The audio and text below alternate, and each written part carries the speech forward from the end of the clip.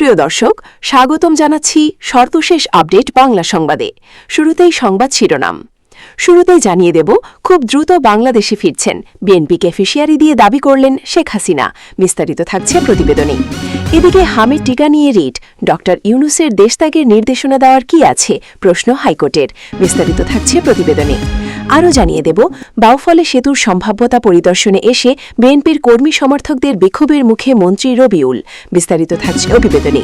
এদিকে শেখ হাসিনার প্রতিও আমাদের ইনসাফ থাকবে, প্রধানমন্ত্রীর উপদেষ্টা জাহিদ উর রহমান। বিস্তারিত থাকছে প্রতিবেদনে। আরও জানিয়ে দেব, হাম ও উপসর্গে আরও 11 শিশুর মৃত্যু। বিস্তারিত থাকছে প্রতিবেদনে। এদিকে সিলেট সীমান্তে বিএসএফের গুলি, পাল্টা জবাব বিজিবির। বিস্তারিত থাকছে প্রতিবেদনে।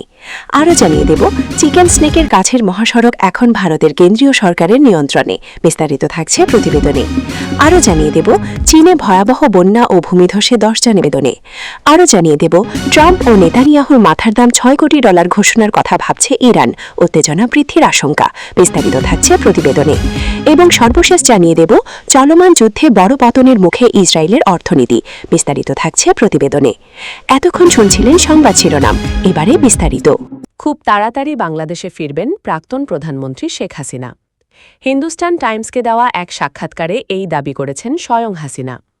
2024 সালে জুলাই অভ্যুত্থানের জেরে ক্ষমতাচ্যুত হন আওয়ামী লীগ নেত্রী। তারপর থেকে ভারতেই নির্বাসিত জীবন কাটাচ্ছেন মুজিব কন্যা। সাক্ষাৎকারে বাংলাদেশের প্রাক্তন প্রধানমন্ত্রী বলেছেন, দেশে ফিরে আসার বিষয়টি কোনো নির্দিষ্ট তারিখ বা সময়ের ওপর নির্ভর করে না। আমরা বাংলাদেশে একটি গণতান্ত্রিক পরিবেশ নিশ্চিত করা, মত প্রকাশের স্বাধীনতা, রাজনৈতিক অধিকার এবং আইনের শাসন পুনঃপ্রতিষ্ঠার লক্ষ্যে কাজ চালিয়ে যাচ্ছি। এটা কেবল আমার ফিরে আসার জন্যই জরুরি নয়, বরং দেশের স্বাধীনতা ও সার্বভৌমত্ব রক্ষা এবং জনগণের সামগ্রিক কল্যাণ নিশ্চিত করার জন্য অপরিহার্য। তিনি আরও বলেন, তবে আমি একটি বিষয় অত্যন্ত স্পষ্টভাবে বলতে চাই, আমার অনুপস্থিতির অর্থ আমার নীরবতা নয়। আমি প্রতিটি মুহূর্তে দেশের জন্য সংগ্রাম করে যাচ্ছি। আমরা কূটনৈতিক পর্যায়ে, আন্তর্জাতিক আইনি কাঠামোর আওতায় এবং বিশ্বব্যাপী সংবাদ মাধ্যমের মাধ্যমে সক্রিয়ভাবে কাজ করে চলেছি। ভারত বিরোধী সুর বৃদ্ধি প্রসঙ্গে। চলতি বছর বাংলাদেশের নির্বাচনের পর সরকারি দল বাংলাদেশ জাতীয়তাবাদী দল বা বিএনপি এর শাসনকালে প্রতিবেশী দেশে ভারত বিরোধী সুর বা বিদ্বেষমূলক প্রচার ক্রমশ বৃদ্ধি পাচ্ছে। এ প্রসঙ্গে শেখ হাসিনা জানান, ভারত বাংলাদেশের দীর্ঘদিনের বন্ধু ও প্রতিবেশী রাষ্ট্র। বাংলাদেশের মহান মুক্তিযুদ্ধ চলাকালীন ভারতের দেওয়া সহায়তা বা সমর্থন ছিল প্রশ্নাতীত। তিনি বলেন, তবে আমাদের দেশে মুক্তিযুদ্ধ বিরোধী এবং আদর্শিগতভাবে দেউলিয়া গোষ্ঠীগুলোর কাছে ভারত বিরোধী সুর দীর্ঘকাল ধরেই একটি প্রধান হাতিয়ার হিসেবে ব্যবহার হয়ে আসছে। ড ইউনূসের নেতৃত্বাধীন অন্তর্বর্তীকালীন সরকারও এই অপচর্চায় সামিল হয়েছিল। তিনি আরও উল্লেখ করেন যে আওয়ামী লীগের বিরোধীরা প্রায়শই দলটির বিরুদ্ধে ভারতের কাছে নথি স্বীকার করা এবং জাতীয় স্বার্থের পরিপন্থী বিভিন্ন চুক্তি স্বাক্ষর করার অভিযোগ উত্থাপন করে থাকে। অথচ অন্তর্বর্তীকালীন সরকার তাদের 18 মাসের শাসনকালে কিংবা বিএনপি উভয় পক্ষের কেউই আজ পর্যন্ত এমন কোনো রাষ্ট্রবিরোধী চুক্তির একটিও প্রমাণ করতে পারেনি। বর্তমানে বাংলাদেশ ভারত সম্পর্ক কেমন? 1.5 বছরের অস্থিরতা শেষে দুই দেশের সম্পর্ক স্বাভাবিক করার লক্ষ্যে ভারত ও বাংলাদেশ পূর্ণাঙ্গ পরিসরে ভিসা পরিষেবা পুনরায় চালু করার পথে এগোচ্ছে। দি ইন্ডিয়ান এক্সপ্রেসের প্রতিবেদন অনুযায়ী বাংলাদেশ ইতিমধ্যেই ভারতীয় নাগরিকদের জন্য সব ক্যাটাগরির ভিসা প্রদান পুনরায় শুরু করলেও ভারত ধাপে ধাপে ভিসা কার্যক্রম ফের চালু করার পরিকল্পনা করছে। বাংলাদেশের বিদেশমন্ত্রী খলিলুর রহমান ভারত সফর করার 1 মাস পর এই প্রক্রিয়াটি শুরু হয়। দি ইন্ডিয়ান এক্সপ্রেসের প্রতিবেদন অনুযায়ী তারই সফরের সময় ঢাকা যেসব গুরুত্বপূর্ণ বিষয় উত্থাপন করেছিল তার মধ্যে ভিসা পরিষেবা স্বাভাবিকরণ অন্যতম ছিল। প্রসঙ্গত উল্লেখ্য যে ভারতে অবস্থিত বাংলাদেশের সমস্ত ভিসা কেন্দ্র, যার মধ্যে নয়াদিল্লির হাইকমিশন এবং কলকাতা, আগরতলা, মুম্বাই ও চেন্নাইয়ের কনসিলার বিভাগগুলো অন্তর্ভুক্ত, বর্তমানে পুরো দমে সচল রয়েছে। এদিকে হামিদ টিকা নিয়ে রিট ড ইউনূসের দেশত্যাগে নির্দেশনা দেওয়ার কি আছে প্রশ্ন হাইকোর্টের।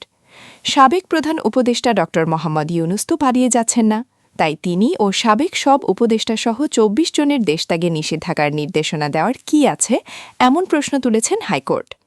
হামিদ টিকাদান কর্মসূচি বাতিলের তদন্ত এবং ড ইউনূসের দেশত্যাগে নিষেধাজ্ঞা চেয়ে করা রিট আবেদনের শুনানিতে রিটকারীর আইনজীবীদের উদ্দেশ্যে মঙ্গলবার 19 মে হাইকোর্ট এ প্রশ্ন নেন। সেই সঙ্গে আদালত জানান, দেশের সাবেক প্রধান উপদেষ্টার ব্যবসাসহ অনেক কিছু রয়েছে। রিটের পক্ষে শুনানি করেন সিনিয়র আইনজীবী সৈয়দ মামুন মাহবুব। আর রাষ্ট্রপক্ষে শুনানিতে ছিলেন attorney general barrister Mohammad Ruhul Kuddus Kajal. স্বাস্থ্য খাতে ২.৫ দশকের বেশি সময় ধরে চলমান হামিদ টিকাদান কর্মসূচি বাতিলে সাবেক অন্তর্বর্তী সরকারের সিদ্ধান্তকে ফৌজদারি অবহেলা উল্লেখ করে ড ইউনুস সহ সংশ্লিষ্ট ব্যক্তিদের ভূমিকা তদন্তের নির্দেশনা চেয়ে ১৭ মে রিট আবেদন করা হয়। এই সন্দেহে এটির সংশ্লিষ্ট ২৪ জনের দেশত্যাগে নিষেধাজ্ঞার নির্দেশনা চাওয়া হয়। হাইকোর্টের সংশ্লিষ্ট শাখায় সুপ্রিম কোর্টের আইনজীবী ব্যারিস্টার এম আশরাফুল ইসলাম এই রিট আবেদন করেন। আরও জানিয়ে দেব, বাউফলের সেতুর সম্ভাব্যতা পরিদর্শনে এসে বিএনপির কর্মী সমর্থকদের বিক্ষোভের মুখে মন্ত্রী রবিউল। পটুয়াখালীর বাউফল উপজেলার বগা ফেরিঘাট এলাকার লোহালিয়া নদীর ওপর প্রস্তাবিত বগা সেতু নির্মাণের সম্ভাব্যতা যাচাই করতে এসে বিএনপির সমর্থকদের অবরোধের মুখে পড়েন সড়ক পরিবহন ও সেতুমন্ত্রী শেখ রবিউল আলম। সড়কের মধ্যে প্রায় ৪৫ মিনিট তিনি অবরুদ্ধ ছিলেন। এ সময় বিএনপি ও জামায়াতের সমর্থকদের পাল্টাপাল্টি মিছিলে ওই এলাকায় ব্যাপক উত্তেজনা ছড়িয়ে পড়ে। আজ মঙ্গলবার বেলা ১টা থেকে পৌনে ২টা পর্যন্ত উপজেলার বগা ফেরিঘাট এলাকায় এ ঘটনা ঘটে। পরিস্থিতি উত্তপ্ত হয়ে উঠলে মন্ত্রী সভাস্থলে না গিয়ে বগা ফেরিঘাট এলাকা ত্যাগ করেন। ফেরি পার হয়ে চরগরবদি এলাকায় একটি মাদ্রাসা মাঠে সমাবেশ করেন। সরেজমিন দেখা যায়, পটুয়াখালী ২ বাউফল আসনের জামায়াতের সংসদ সদস্য শফিকুল ইসলাম মাসুদ মন্ত্রীকে স্বাগত জানানোর জন্য বগা ফেরিঘাট এলাকায় একটি সভামঞ্চ করেন। ওই সভামঞ্চের ব্যানারে কারও কোনো ছবি ছিল না। প্রধান অতিথি হিসেবে নাম ছিল মন্ত্রীর। বিশেষ অতিথি হিসেবে নাম ছিল সাবেক স্বরাষ্ট্রমন্ত্রী পটুয়াখালী ১ আসনের সংসদ সদস্য এয়ার ভাইস মার্শাল অবসর আলতাফ হোসেন চৌধুরীর। সভাপতি হিসেবে নাম ছিল পটুয়াখালী ২ বাউফল আসনের জামায়াতের সংসদ সদস্য শফিকুল ইসলাম মাসুদের। দুপুর ১২:৩০ থেকে সংসদ সদস্য শফিকুল মন্ত্রীকে এগিয়ে আনার জন্য নদীর পশ্চিম তীরে অপেক্ষা করতে থাকেন। বেলা ১টার দিকে ফেরিতে মন্ত্রীকে নিয়ে বগা ফেরিঘাট এলাকার সভামঞ্চের দিকে যাচ্ছিলেন। ওই সময় বিএনপির কর্মী সমর্থকেরা সভামঞ্চের ব্যানারে প্রধানমন্ত্রী তারেক রহমানের ছবি না থাকার প্রতিবাদে মন্ত্রীকে ঘিরে মিছিল করতে থাকেন। সড়কের মধ্যে মিছিলের মাঝখানে দাঁড়িয়ে থাকেন মন্ত্রী শেখ রবিউল আলম, সংসদ সদস্য আলতাফ হোসেন চৌধুরী, শফিকুল ইসলাম সহ মন্ত্রীর সফরসঙ্গীরা। এক পর্যায়ে বিএনপি ও জামায়াতের সমর্থকেরা পাল্টাপাল্টি মিছিল করতে থাকলে পরিবেশ উত্তপ্ত হয়ে ওঠে। প্রায় ৪৫ মিনিট অবরুদ্ধ থাকার পর মন্ত্রী সভামঞ্চে না গিয়ে ফেরি পার হয়ে ওপারে চরগরবদি ইসলামিয়া দাখিল মাদ্রাসা মাঠে সমাবেশ করেন। আলতাফ হোসেন চৌধুরীর সভাপতিত্বে সমাবেশে বক্তব্য দেন সেতুমন্ত্রী শেখ রবিউল আলম ও শফিকুল ইসলাম। এ সময় অন্যদের মধ্যে উপস্থিত ছিলেন জেলা প্রশাসক মোহাম্মদ শহীদ হোসেন চৌধুরী, জেলা পুলিশ সুপার আবু ইউসুফ, জেলা বিএনপির প্রধান সম্পাদক ও জেলা পরিষদের প্রশাসক স্নেহাংশু সরকার কুট্টি প্রমুখ। মন্ত্রী রবিউল আলম বক্তব্যে জানান, বগা সেতু নির্মাণের জন্য প্রধানমন্ত্রী তারেক রহমান বরাবর লেখা বাউফলের ২য় শ্রেণীর শিক্ষার্থী আদিরা বিনতে মাহমুদের চিঠি এবং টেলিভিশনে শিশুটির প্রচারিত সাক্ষাৎকার প্রধানমন্ত্রীর নজরে আসে। পরে এ বিষয়ে প্রধানমন্ত্রী প্রয়োজনীয় ব্যবস্থা নিতে নির্দেশ দেন। এরপর সংশ্লিষ্ট দপ্তর পটুয়াখালী ১ আসনের সংসদ সদস্য আলতাফ হোসেন চৌধুরী এবং স্থানীয় সংসদ শফিকুল ইসলামের সঙ্গে আলোচনা করে বগা সেতু প্রকল্পের সম্ভাব্য যাচাইয়ের উদ্যোগ নেওয়া হয়। রবিউল আলম বলেন, সবকিছু ঠিক থাকলে চলতি বছরের শেষ দিকে অথবা আগামী বছরের শুরুতেই বগা সেতুর নির্মাণ কাজ শুরু করা সম্ভব হবে। সভা থেকে প্রধানমন্ত্রী তারেক রহমানের পক্ষ থেকে শিশু আদিরার হাতে উপহার সামগ্রী তুলে দেন মন্ত্রী। এ বিষয়ে উপজেলা যুবদলের জ্যেষ্ঠ যুগ্ম আহ্বায়ক সাইফুল ইসলাম ঝুরন প্রথম আলোকে বলেন, ক্ষমতায় বিএনপি সরকার আর সরকার প্রধান তারেক জিয়া, সেখানে ব্যানারে তারেক জিয়ার নাম থাকবে না, সেই অনুষ্ঠানে সরকারের মন্ত্রী যেতে পারে না। এ কারণে সাধারণ কর্মী সমর্থকদের প্রতিবাদ ও অবরোধের মুখে সভামঞ্চে সেতুমন্ত্রী যেতে পারেননি। আরও জানিয়ে দেব, হাম ও উপসর্গে আরও ১১ শিশুর মৃত্যু। সারা দেশে হাম ও হামের উপসর্গ নিয়ে গত ২৪ ঘণ্টায় আরও ১১ শিশুর মৃত্যু হয়েছে। একই সময়ে নতুন করে ১৩৩৩ জনের শরীরে হাম ও এর উপসর্গ পাওয়া গেছে। মঙ্গলবার ১৯ মে স্বাস্থ্য অধিদপ্তরের নিয়মিত প্রতিবেদনে এ তথ্য জানানো হয়েছে। কন্ট্রোল রুমের তথ্য বিশ্লেষণ করে দেখা গেছে, গত ৬৫ দিনে সারা দেশে সন্দেহজনক হামে আক্রান্তের মোট সংখ্যা দাঁড়িয়েছে ৫৪,৯১১ জনে। আক্রান্তদের মধ্যে উন্নত চিকিৎসার জন্য এ পর্যন্ত হাসপাতালে ভর্তি হতে হয়েছে ৪২,৮৬৮ জনকে। একই সময়ে ল্যাব পরীক্ষায় নিশ্চিতভাবে হামে আক্রান্ত রোগীর সংখ্যা দাঁড়িয়েছে ৭,৮৫৬ জনে। গত ২৪ ঘণ্টায় সুস্থ হয়ে হাসপাতাল থেকে বাড়ি ফিরেছেন ১,২৩৬ জন এবং এ পর্যন্ত মোট ৩৮,৯৮০ জন রোগী চিকিৎসা শেষে সুস্থ হয়ে হাসপাতাল ছেড়েছেন। এদিকে সিলেট সীমান্তে বিএসএফের গুলি, পাল্টা জবাব বিজিবির। সিলেটের গোয়াইনঘাট উপজেলার সোনারহাট সীমান্ত এলাকায় ভারতীয় সীমান্তরক্ষী বাহিনী বিএসএফ কর্তৃক গুলি ছোড়ার ঘটনায় বর্ডার গার্ড বাংলাদেশ বিজিবি তাৎক্ষণিকভাবে কড়া প্রতিক্রিয়া জানিয়ে পাল্টা জবাব দিয়েছে। বিজিবির দৃঢ় ও পেশাদার পদক্ষেপের ফলে পরিস্থিতি দ্রুত নিয়ন্ত্রণে আসে। মঙ্গলবার বর্ডার গার্ড বাংলাদেশ বিজিবির এক প্রেস বিজ্ঞপ্তিতে এ তথ্য জানানো হয়েছে। এতে বলা হয়েছে, সোমবার ১৮ মে বিকেলে বিজিবির সিলেট ব্যাটালিয়নের ৪৮ বিজিবির দায়িত্বপূর্ণ গোয়াইনঘাট উপজেলার সোনারহাট সীমান্ত এলাকায় ভারতীয় সীমান্তরক্ষী বাহিনী বিএসএফ কর্তৃক গুলি ছোড়ার ঘটনায় বর্ডার গার্ড বাংলাদেশ বিজিবি তাৎক্ষণিকভাবে কড়া প্রতিক্রিয়া জানিয়ে পাল্টা ফায়ার করেছে। বিজিবির দৃঢ় ও পেশাদার পদক্ষেপের ফলে পরিস্থিতি দ্রুত নিয়ন্ত্রণে আসে। এ ঘটনায় কোনো হতাহতের ঘটনা ঘটেনি। বর্তমানে সীমান্ত পরিস্থিতি শান্ত ও স্থিতিশীল রয়েছে। বিজ্ঞপ্তিতে আরও বলা হয়, ঘটনার পরপরই সীমান্ত এলাকায় বিজিবির টহল ও নজরদারি জোরদার করা হয়েছে। বিজিবি সীমান্তে যে কোনো উস্কানিমূলক ও অনাকাঙ্ক্ষিত ঘটনার বিষয়ে সর্বোচ্চ সতর্ক অবস্থানে রয়েছে এবং দেশের সার্বভৌমত্ব ও সীমান্তের নিরাপত্তা রক্ষায় সর্বোচ্চ পেশাদারিত্ব ও দৃঢ়তার সঙ্গে দায়িত্ব পালন করে যাচ্ছে। এছাড়া স্থানীয় জনপ্রতিনিধি ও সীমান্তবর্তী জনসংখ্যাকে অবৈধভাবে সীমান্ত অতিক্রম এবং সীমান্ত এলাকায় যে কোনো ধরনের অননুমোদিত কাণ্ডকর্ম থেকে বিরত থাকার জন্য সতর্ক ও সচেতন করা হচ্ছে। আরও জানিয়ে দেব, চিকেন স্নেকের কাছের মহাসড়ক এখন ভারতের কেন্দ্রীয় সরকারের নিয়ন্ত্রণে। ভারতের স্ট্র্যাটেজিক নিরাপত্তার জন্য অত্যন্ত গুরুত্বপূর্ণ পশ্চিমবঙ্গে শিলিগুড়ি করিডোর বা চিকেন স্নেক নামে পরিচিত সরু ভূখণ্ডের অনেকটা জমি ভারতের কেন্দ্রীয় সরকারের কাছে হস্তান্তর করল রাজ্য সরকার। পশ্চিমবঙ্গ সরকারের মুখ্য সচিবের জারি করা একটি বিজ্ঞপ্তি অনুযায়ী বিগত তৃণমূল কংগ্রেস সরকার ১ বছর ধরে টালবাহানা করলেও নতুন বিজেপি সরকার ক্ষমতায় এসেই যোগাযোগ ব্যবস্থা উন্নত করার জন্য ওই অঞ্চলে ৭টি সড়ক National Highways Authority of India ও National Highways and Infrastructure Development Corporation লিমিটেডের হাতে তুলে দিয়েছে। এতদিন পর্যন্ত রাজ্য সরকারের পূর্ত দপ্তরের হাতেই এই সড়কগুলো দেখভালের দায়িত্ব ছিল। এই ৭টি সড়কের মধ্যে ৫টি সরাসরি শিলিগুড়ি করিডোরের মধ্যে দিয়ে গেছে। এখন এই হস্তান্তরের ফলে রাস্তাগুলো সম্প্রসারণ মেরামতির কাজ দ্রুত শুরু হবে বলে মনে করছেন বিশেষজ্ঞরা। আর সামরিক পর্যবেক্ষকদের মতে রাস্তা সম্প্রসারণ হলে ওই অঞ্চলে সড়কপথে সামরিক অভিযান অনেক সহজ এবং দ্রুত হবে। ভৌগোলিক দিক থেকে চিকেন স্নেকের অবস্থান ভারতের জন্য অত্যন্ত গুরুত্বপূর্ণ, কারণ ৩টি আন্তর্জাতিক সীমান্তের কাছে অবস্থিত এই ভূখণ্ডটি সবচেয়ে সরু, যেখানে তার দৈর্ঘ্য মাত্র ২২ কিলোমিটার। এই চিকেন স্নেক নেপাল, বাংলাদেশ ও ভুটান সীমান্তের খুব কাছাকাছি অবস্থিত। এই সরু ভূখণ্ডটি উত্তর পূর্বে 7 সিস্টার্স বা 7টি রাজ্যের সাথে বাকি দেশকে জুড়ে রেখেছে। এই অঞ্চলটির লাগোয়া সিকিমের উত্তরে রয়েছে আরেক প্রতিবেশী দেশ চীন। বিশেষজ্ঞরা জাতীয় সুরক্ষার দিক থেকেও এই পদক্ষেপকে খুবই গুরুত্বপূর্ণ মনে করছেন। ২০১৭ সালে ভুটান, চীন, ভারত ৩ দেশের সীমানা যেখানে মিশেছে, সেই ডোকলামে সামরিক সংকটের পর থেকেই এই অঞ্চলের রাস্তা সম্প্রসারণ করা নিয়ে কেন্দ্রীয় স্তরে চিন্তাভাবনা চলছিল। আরও জানিয়ে দেব, চীনে ভয়াবহ বন্যা ও ভূমিধসে ১০ জনের মৃত্যু।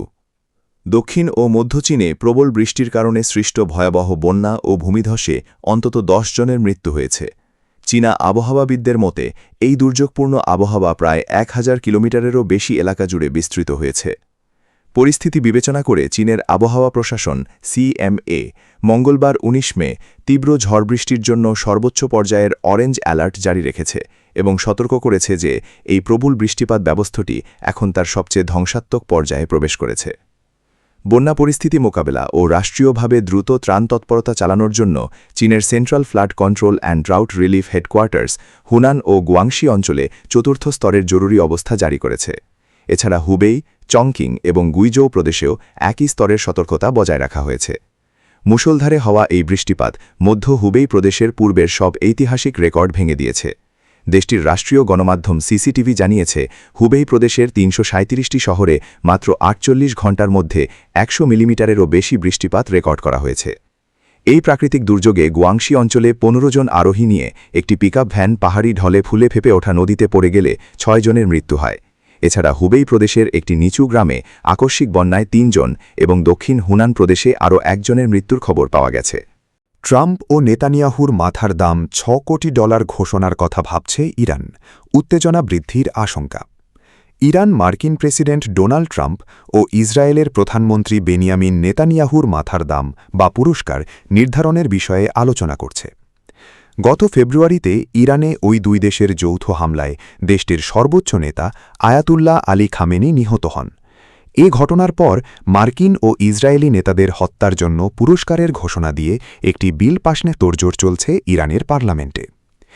বিলটি পাশ হলে ট্রাম্প কিংবা নেতানিয়াহুকে হত্যাকারী যে কোনো ব্যক্তি বা সংস্থাকে আনুষ্ঠানিকভাবে ৫ কোটি ইউরো বা ৪ কোটি ৩৫ লাখ পাউন্ড বা ৫ কোটি ৮২ লাখ মার্কিন ডলার পুরস্কার দেওয়া হবে। ইরানের জাতীয় নিরাপত্তা কমিশনের চেয়ারম্যান ইব্রাহিম আজিজি জানান, তার কমিশন ইসলামী প্রজাতন্ত্রের সামরিক ও নিরাপত্তা বাহিনীর পাল্টা পদক্ষেপ শীর্ষক একটি বিলের খসড়া তৈরি করছে। এটি পাশ হলে ট্রাম্প কিংবা নেতানিয়াহুকে হত্যাকারী যে কোনো ব্যক্তি বা সংস্থাকে আনুষ্ঠানিকভাবে ৫ কোটি ইউরো বা প্রায় ৪ কোটি ৩৫ লাখ পাউন্ড বা ৫ কোটি ৮২ লাখ ডলার পুরস্কার দেওয়া হবে। বাংলাদেশি মুদ্রায় এটি প্রায় ৭১৪ কোটি টাকা। এদিকে মার্কিন সংবাদ মাধ্যম অ্যাক্সিয়সের বরাত দিয়ে একজন জ্যেষ্ঠ মার্কিন কর্মকর্তা জানিয়েছেন, ইরান যুক্তরাষ্ট্রের কাছে একটি নতুন শান্তি প্রস্তাব হস্তান্তর করেছে। তবে ওই শ্রুত উল্লেখ করেছে, তেহরানের এই নতুন প্রস্তাব তাদের আগের অবস্থানের চেয়ে খুব একটা উন্নত বা তাৎপর্যপূর্ণ কিছু নয়। অ্যাক্সিয়সের প্রতিবেদন অনুযায়ী ওই কর্মকর্তা বলেন, আমরা আসলে খুব একটা অগ্রগতি করতে পারছি না। আজ আমরা অত্যন্ত জটিল এক পরিস্থিতিতে দাঁড়িয়ে আছি। এখন সঠিক উপায়ে ইতিবাচক সাড়া দেওয়ার সব চাপ ইরানের ওপরই রয়েছে। এই কর্মকর্তা আরও বলেন, যুক্তরাষ্ট্র ইরানের পারমাণবিক কর্মসূচি নিয়ে গুরুত্বের সাথে একটি আলোচনা দেখতে চায়। যদি তা না হয় তবে আমাদের বোমার মাধ্যমে কথা বলতে হবে, যা হবে অত্যন্ত দুর্ভাগ্যজনক।